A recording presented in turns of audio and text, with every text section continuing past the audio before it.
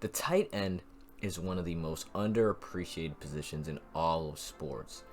And as we've seen with the likes of Gronk, Travis Kelce, and others in recent years, a great tight end can be the difference between winning and losing.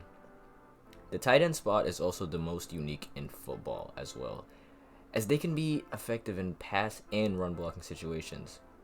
And very elite pass catchers have been coming into the league recently. And in this video, I'm going to be talking about the greatest tight end receiving games in the history of the NFL. So before we get into the video, if you enjoy NFL content like this and you want to see content like this every single week, then subscribe to the channel. All my socials will be in the description down below, so go check those out as well. Thanks to everyone who's been subscribing, liking, commenting, and sharing the videos. Your support means a lot.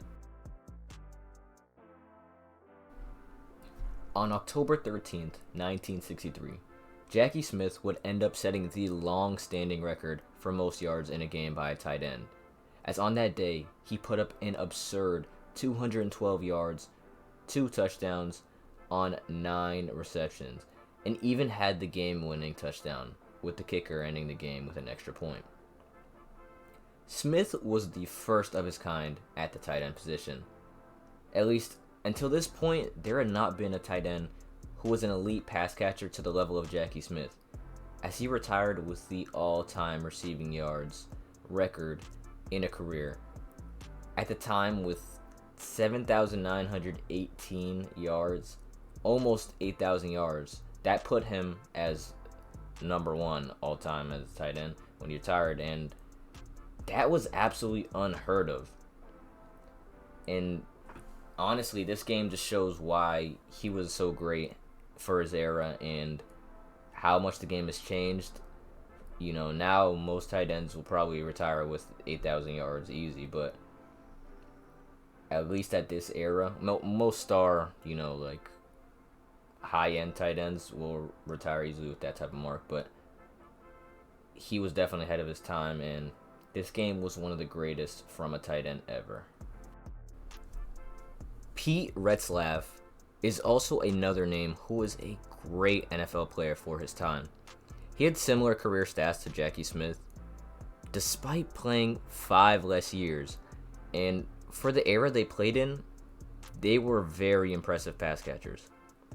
But the night that put an exclamation point on that fact was on November 14th, 1965, where Pete Retzlaff had 204 yards and 7 receptions, making it one of the best tight end games of its time. Pete went off absolutely in this game versus the Redskins in a division rivalry matchup and won the game by 1 touchdown with a final score of 21-14. And while Pete did not end up scoring any touchdowns himself this game, he was absolutely contributing insane amounts to the offense, as he had almost 30 yards per reception, which is, obviously he's bailing out his QB a lot if he's able to get open deep down the field and get these passes. And while he didn't score any of them himself, he was getting his team in position almost every play. And obviously 204 yards is absolutely absurd for any position in any era. So yeah, Pete Retzlaff, underrated all time, and a great performance on this day in 1965. The 1972 New York Jets were a very average football team, with a record that mirrored their play perfectly, as they finished 7th in the AFC that year and 2nd in the division, with a record of 7-7, as there were only 14 games played back then. Perfectly 500. And while they had one of the best quarterbacks to play in that era, the legendary Joe Namath, they had not found too much success that season until this one game in September.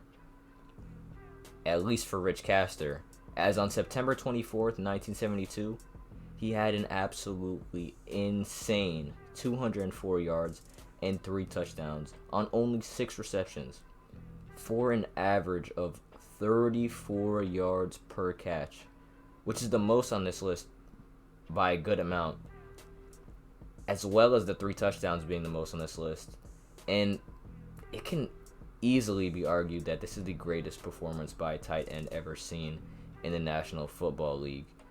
And Rich Castor and Joe Namath absolutely lit it up this game. Broadway Joe definitely did his part as well.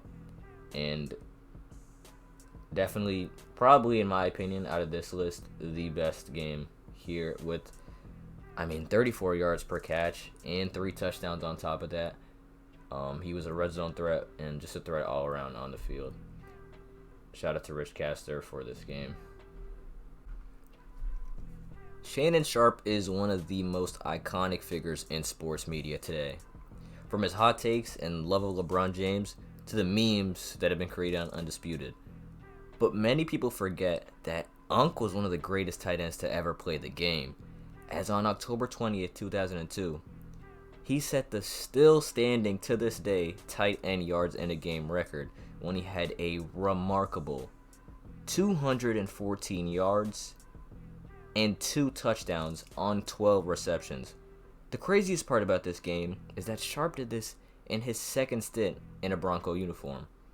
Only a year before he retired, when he was already past his prime. And funny enough, actually, a crazy fact about this game is nearly a third of his yards that season came from this one very single game. And obviously Sharpe was a amazing player and continues to entertain us to this day on Undisputed. And I know him and Skip is crazy. He said all that crazy stuff about DeMar Hamlin and all that, and they got their little feud going on right now. But he definitely is still killing it, and he transcends football as one of the best entertainers we have in the sports world. But yeah, Uncle Shay, man, he was definitely underrated in his day. Him and those Broncos teams were able to go on. He won 3 rings, 1 with the Ravens, but 2 with the Broncos. Him and Elway tore up the league for years and definitely owned that AFC West division in those days. But yeah, man, great player and insane performance. George Kittle is one of the players who define the tight end position in the game today. And he is an absurdly unique tight end, as he can block better than most offensive linemen can at all. But he can also be better than 90% of receivers in pass-catching situations, and that's just something we just almost have not seen, and he's extremely elite in both categories. Definitely a unicorn in this era. And he displayed this versatility on December 9th, 2018, as he put up an absurd 210 yards and 1 touchdown on 7 receptions, which lands him at 3rd all-time for most yards in a game by a tight end. And this is extra impressive, as he did it with journeyman backup QB Nick Mullins throwing on the ball. And obviously he's not that great.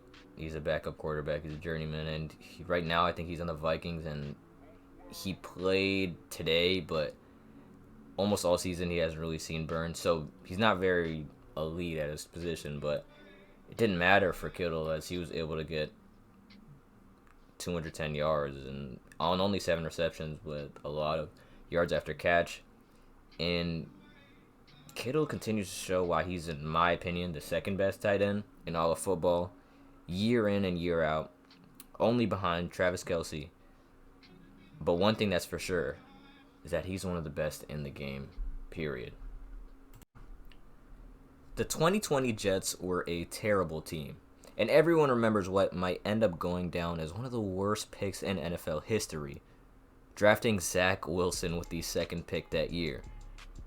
But what people don't remember is their journey to getting that pick, as they had a terrible year, and on December 6, 2020, Week 13 matchup versus the Las Vegas Raiders, they let Darren Waller drop a career-high 200 yards and 2 touchdowns on 13 receptions.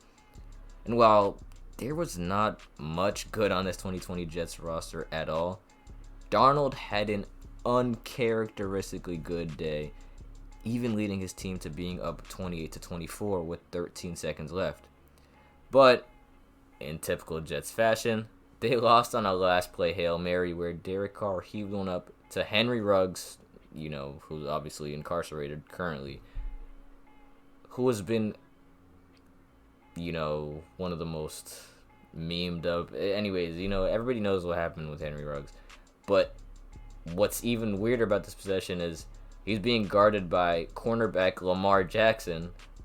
Obviously Lamar Jackson plays for the Ravens as a quarterback, and the cornerback on the Jets in this team was guarding Henry Ruggs, who gave up a game-winning 46-yard touchdown. And it's one of the weirdest and wildest finishes to a game. And while the game itself may have overshadowed Waller's performance, make no mistake, it is one of the best tight end games of all time, as he became one of the only tight ends to have over 200 yards in a game. One of only 6, that is. And Waller is a beast, man.